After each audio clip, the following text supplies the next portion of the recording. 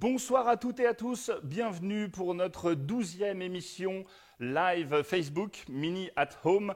N'oubliez pas que vous pouvez retrouver l'intégralité de toutes ces émissions, des 12 émissions qui ont eu lieu pendant cette période de confinement en direct un certain nombre de soirs depuis mon garage, sur la chaîne YouTube notamment de Mini France, mais aussi sur la page Facebook dans l'historique des publications qui ont précédé. Ce soir, un modèle exceptionnel et à part dans la gamme Mini, j'ai nommé le Mini Clubman qui est avec moi ce soir. Alors, pour commencer cette émission, il faut bien comprendre d'où vient le nom Clubman déjà.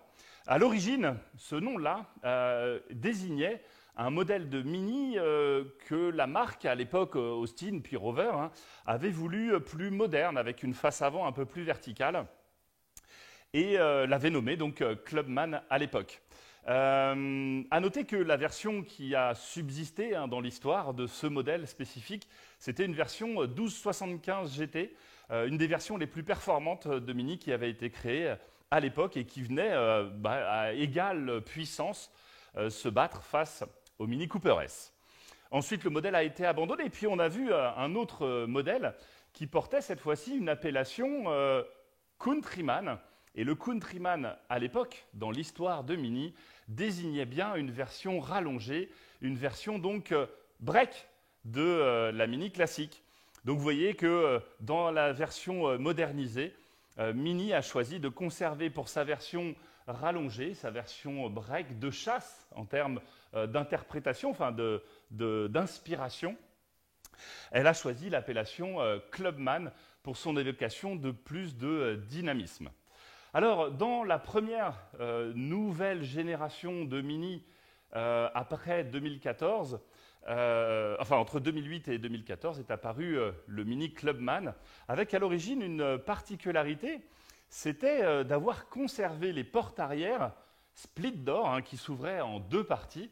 Et cette particularité du style a été bien entendu conservée sur le Clubman actuel, et ça on le verra dans quelques instants. Donc c'est un des éléments qui ont survécu du Mini Countryman historique vers la version Mini Clubman plus actuelle. Et puis il y avait une autre particularité dans la toute première génération de Clubman modernisée, c'était le fait d'avoir à droite une portière bien particulière, puisqu'il y avait deux portes, dont une porte antagoniste. Et là aussi, c'est un élément qui avait plu à certains et puis qui était un petit peu moins pratique, peut-être pour d'autres, et du coup qui n'a pas été conservé sur cette version ici. Alors, les gènes d'un Clubman, c'est quoi? Pour commencer, ce que je vous invite à faire, c'est à me suivre et à venir l'observer déjà sur la face avant.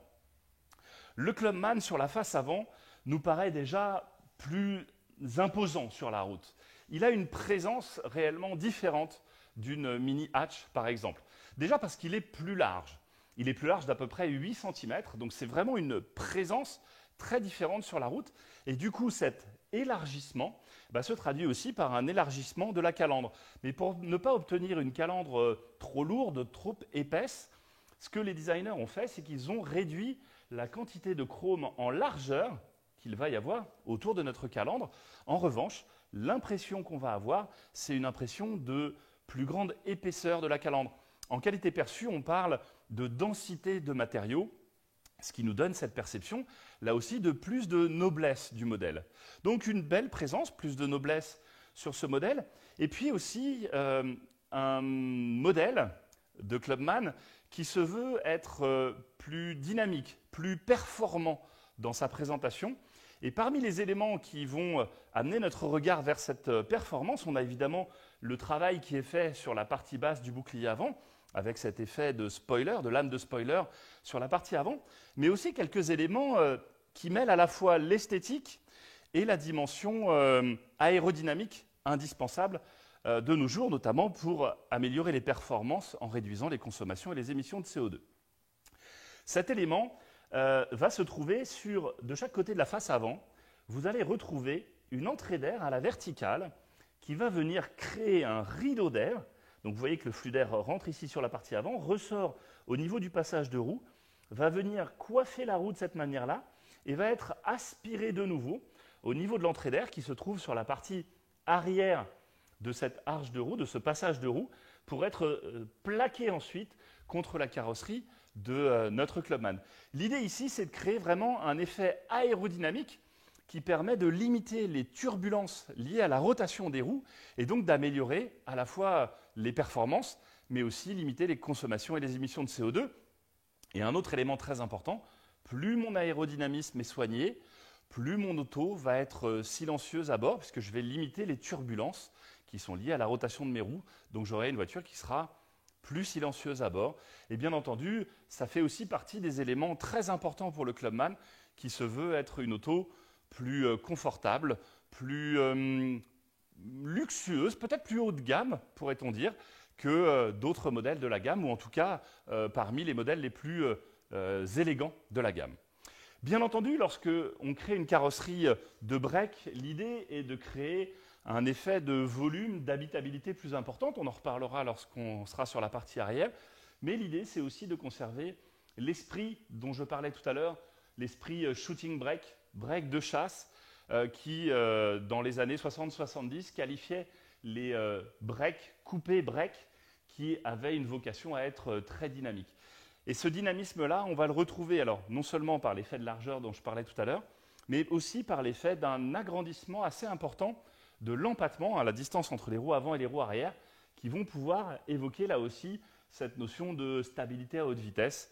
On est clairement face à une auto qui est sur le segment des compacts, des berlines compactes, qui mesure 4,26 m de long.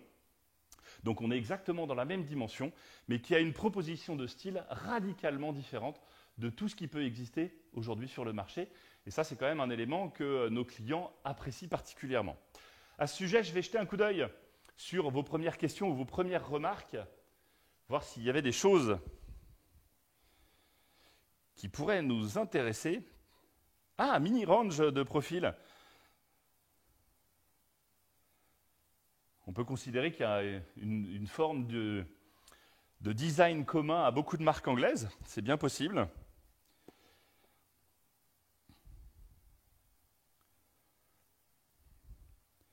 Maxime qui nous passe le bonjour de ses enfants de 2 et 4 ans. Écoutez, j'en suis absolument ravi. Est-ce qu'une version François 100% électrique est prévue du Clubman? À ce stade, je ne peux pas vous répondre, mais ça n'est pas forcément une mauvaise idée. Je serais assez d'accord avec vous, hein, si elle existait, ça pourrait en faire un modèle particulièrement intéressant. Il y avait une version Clubman Estate en ancienne, exactement, hein. Clubman Estate ou Countryman, hein, les deux versions avaient existé, hein, Countryman Estate aussi. C'est vrai que j'avais oublié de parler de cette version rallongée de la version Clubman. Effectivement, Emeline, une fan qui est très pointue. Oui, Valérie, on va y aller sur l'arrière. Ne vous inquiétez pas, je vous laisse patienter encore quelques instants. Même chose, hein, Fabrice, hein, sur la version, le modèle hybride. Même réponse qu'à François, hein, sur la version 100% électrique. Pas d'informations pour l'instant. Mais compte tenu du fait que de très nombreux modèles de la marque Mini vont être électrifiés dans les prochaines années, on peut tout à fait imaginer que ce sera le cas. Bien, pour ne pas faire trop patienter Valérie, je vous invite maintenant à me suivre sur la partie arrière de notre Mini Clubman. Ce soir, l'idée vraiment, c'est d'avoir un effet très dynamique. Et lorsque je veux donner un effet dynamique à mon auto, ce que je fais, c'est que je crée une perception de grande largeur de ma voie arrière. Ça me donne la perception, vue de derrière, d'une auto qui est bien stable, bien posée sur la route et qui va m'évoquer toute la puissance et la performance de ce modèle-là. D'autre part, je vais venir resserrer ici le vitrage sur la partie supérieure de façon à renforcer l'effet d'épaulement sur les ailes arrière, là aussi pour muscler mon auto et lui donner cette perception d'une auto extrêmement dynamique. Et évidemment, toujours chez Mini, je vais avoir la dimension sportive dynamique qui va être associée à une dimension d'élégance, de raffinement, de soins apportés aux détails. Et les feux arrière sur le Clubman sont absolument magnifiques. Eux aussi reprennent le drapeau anglais, le fameux Union Jack, avec un dessin qui est vraiment extrêmement soigné, là aussi souligné d'un jonc chromé, intégré dans le feu lui-même, qui donne vraiment un côté extrêmement soigné à l'arrière de ce Mini Clubman. Particularité, j'en ai parlé, hein, évidemment, c'est l'ouverture du coffre en deux parties dites split door. Et bien entendu, lorsque mon véhicule est équipé de l'accès confort, j'ai les clés dans la poche de ma veste. Il me suffit de faire un mouvement du pied et mon coffre va pouvoir s'ouvrir. Imaginez que je sois en train d'essayer de rentrer ma planche de wake surf dans le coffre. Eh bien, simple mouvement du pied, une deuxième fois, mon coffre s'ouvre de l'autre côté. Je vais pouvoir à ce moment-là basculer une partie des sièges arrière pour pouvoir installer tranquillement ma planche sur la partie arrière. Et je referme mon coffre. Alors vous avez noté qu'à chaque fois que j'ai fait le mouvement du pied, les feux clignotaient à l'arrière juste pour m'avertir du fait qu'il allait se passer quelque chose et que je me tienne un peu éloigné pour éviter que je sois en train de chercher ou de ramasser quelque chose. C'est une fonctionnalité que vous connaissez sur beaucoup de modèles, disponible aussi sur le Mini Clubman, malgré son ouverture un petit peu particulière et du coup le fait d'être obligé de le faire en deux parties, mais ça fait partie aussi du charme de ce Mini Clubman et de sa différenciation par rapport aux autres modèles automobiles en général et au modèle Mini en particulier. Lorsqu'on s'intéresse à l'intérieur du Mini Clubman, on va tout de suite se rendre compte qu'on a une perception de modernité, d'élégance à bord. Alors la version que j'ai aujourd'hui avec moi, c'est une édition spéciale qui s'appelle Canonbury, qui est l'édition spéciale en cours actuellement. Je vous en avais parlé lorsqu'on avait parlé des éditions spéciales Mini. Donc c'est une version très bien équipée, avec un intérieur qui nous donne une perception, là aussi, qui mêle à la fois l'élégance et aussi le côté authentique, bien entendu sur une Mini, mais aussi la dimension technologique, moderne que l'on peut retrouver à bord. La modernité, elle va être évoquée notamment au travers de ces inserts, les inserts rétro-éclairés, tels que vous pouvez le voir actuellement à l'écran. Évidemment, en lien avec la lumière et la couleur que vous avez choisie pour votre intérieur. Alors, lorsqu'on avait filmé en amont de cette présentation les images, vous voyez que les couleurs changent très rapidement et très fréquemment. À vous de choisir la couleur qui vous plaît lorsque vous vous déplacez à bord de votre Mini. Autre élément, et là je parlais de la dimension authentique, élégante, sur la version Canonbury, vous allez retrouver à l'extérieur des signatures Canonbury, évidemment la signature du modèle au niveau du répétiteur de clignotant sur l'aile avant, au niveau du montant C à l'arrière, un logo très délicatement dessiné, et vous allez retrouver aussi à bord un embossement embossement, je crois, de ce logo sur la coudoir centrale. Là aussi, très élégant, très soigné dans la façon dont il a été réalisé. C'est une véritable signature, là aussi, du modèle et qui nous donne cette dimension très élégante, très british à l'intérieur de notre Mini Clubman. Alors le Mini Clubman, je vous l'ai dit, c'est un modèle qui est très complet en termes de motorisation notamment. Il va proposer des motorisations qui vont de 102 à 306 chevaux. On en avait parlé lorsqu'on avait parlé de la version John Cooper Works, avec des versions 2 roues motrices ou 4 roues motrices, selon là aussi les motorisations, et aussi une très large palette de choix en termes de boîtes de vitesse, puisqu'on va trouver des boîtes de vitesse mécaniques, 6 rapports évidemment, mais on va aussi retrouver des boîtes de vitesse automatiques à 7 rapports, et à ce moment-là, ce seront des boîtes de vitesse double embrayage, qui vont permettre d'avoir des vitesses de changement de rapport extrêmement rapides et des consommations et des émissions extrêmement basses. Et aussi, selon les modèles là aussi, et les puissances moteurs, des boîtes de vitesse qui seront des boîtes de vitesse 8 rapports, qui à ce moment-là pourront passer des couples beaucoup plus élevés, offriront toujours beaucoup de dynamisme, mais aussi beaucoup de confort et de douceur dans les vitesses de passage de rapport. Donc c'est vraiment un modèle sur lequel on va avoir énormément de choix en termes de finition et de motorisation disponibles. Avant de passer à la suite, je vais retourner récupérer ma tablette et voir s'il y avait quelques remarques ou informations.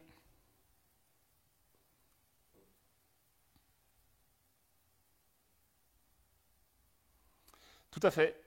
Je note aussi vraie perception dans le Clubman de berline, avec notamment la console centrale, effectivement, et le soin apporté au détail sur cette planche de bord. Effectivement, très chic. Embossage, Carole, merci beaucoup. J'avais perdu le mot, ça peut arriver. Comme quoi, on est vraiment en live. Effectivement, Fabrice, disponible en essence et en diesel. Bien entendu.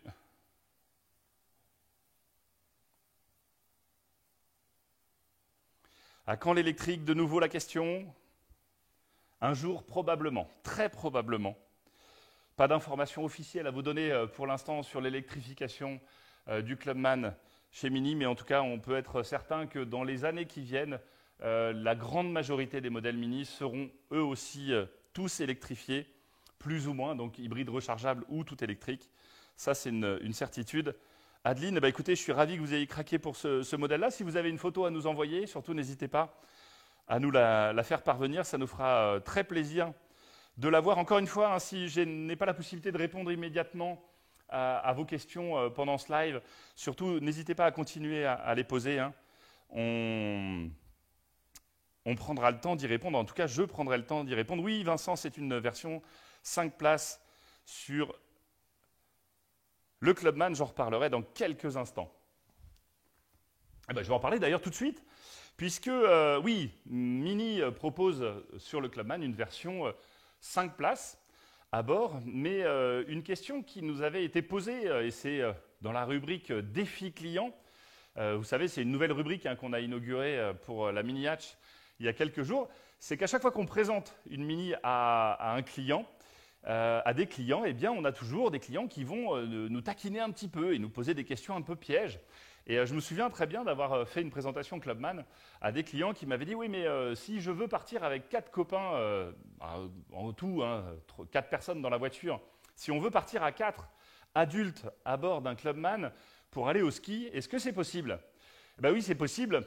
Simplement, il faudra bien penser à avoir pris l'option qui vous permet d'avoir une banquette arrière 40-20-40, puisqu'à ce moment-là, vous allez pouvoir rabattre la partie centrale de cette banquette arrière et du coup pouvoir installer tranquillement vos skis ou vos snowboards entre ces deux sièges. Alors évidemment, ça marche aussi pour tous les objets longs que vous pourriez avoir à transporter, canne à pêche, surf des mers par exemple, selon le sport ou l'activité que vous pratiquez. Particularité aussi, je ne sais pas si vous l'avez remarqué tout à l'heure, lorsqu'on ouvre le coffre, si jamais vous voulez rentrer un paddle plutôt qu'une planche de surf, lorsque vous ouvrez les portes arrière et que vous roulez avec les portes arrière ouvertes, eh bien, les feux de stop, les feux clignotants sont repris dans la partie arrière du bouclier arrière, dans la partie basse du bouclier arrière, ce qui vous permet de rouler éventuellement, si vous en aviez besoin, en toute sécurité avec le coffre ouvert. Ça, c'est une astuce aussi à connaître. D'ailleurs, astuce du jour, ça c'est aussi une rubrique dont maintenant vous avez l'habitude, puisque ça fait maintenant 12 numéros qu'on vous propose régulièrement des astuces du jour. Cette astuce du jour, elle concerne une option que beaucoup d'entre vous connaissent déjà et ont très probablement sur leur auto. Il s'agit tout simplement de l'affichage tête haute.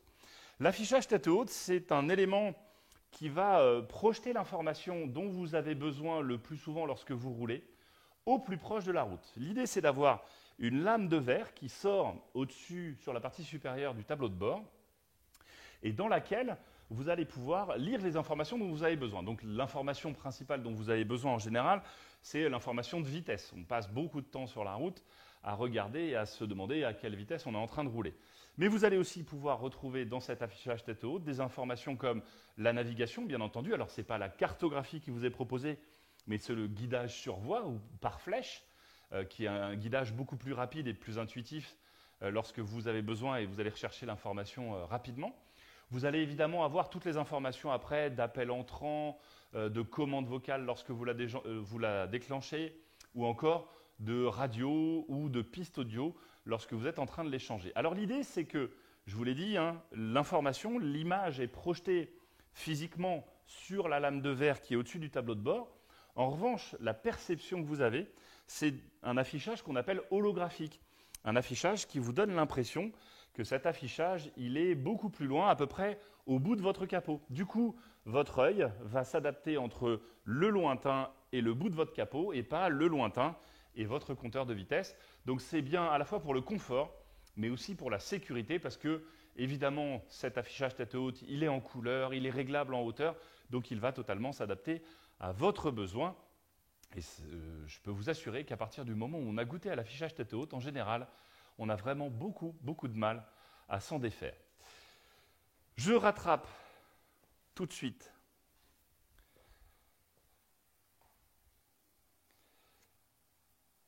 ma tablette. Raphaël, bonne question sur la version restylée. Les feux de stop se retrouvent dans les Union Jack, dans la partie supérieure, et non plus dans la partie basse du bouclier. La question était pertinente, Raphaël. Effectivement, donc maintenant, les feux de stop sont bien dans les Union Jack. Jérémy avait déjà répondu, félicitations. François, affichage tête haute, c'est bien aussi pour les plus de 40 ans. Et effectivement, ça évite d'avoir une adaptation à faire sur les chiffres à proximité. En général, les compteurs de vitesse sont placés à une distance suffisante, même pour les plus de 40 ans.